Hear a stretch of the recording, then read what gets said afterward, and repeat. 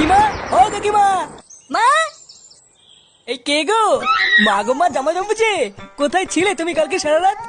এই তো ফুটো। এই মালটাই তো সকাল বলে আমার কাছ থেকে 10 টাকা নিয়ে হ্যান্ডেল মেরে গেল।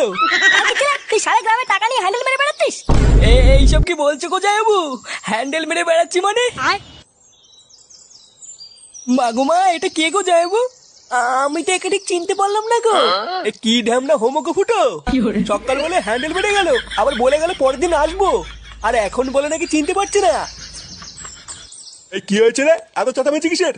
এই দেখো বাবা, আমি তোমাকে বলেছিলাম না হোমচদাকে বাড়ি থেকে বের করো। আজ ভোরবেলায় পুরো গ্রামে 10 টাকা নিয়ে হ্যান্ডেল মেরে বেরিয়েছে। এইসব কি বলছিস? ফুটো ঠিকই বলছে কাকু। এই দেখো, মদনকে জিজ্ঞাসা করো, আজ ভোরবেলায় মদনের কাছ থেকে 10 টাকা নিয়ে ওর হ্যান্ডেল মেরে দিয়েছে। ইয়ে মানে হ্যাঁ গো নান্টুদা। ও, ওই জন্য তো ভাবি আজ ভোরবেলায় অন্ধকার থাকতে এই সরে বাচ্চা আমার সাইকেল নিয়ে কোথায় গেল।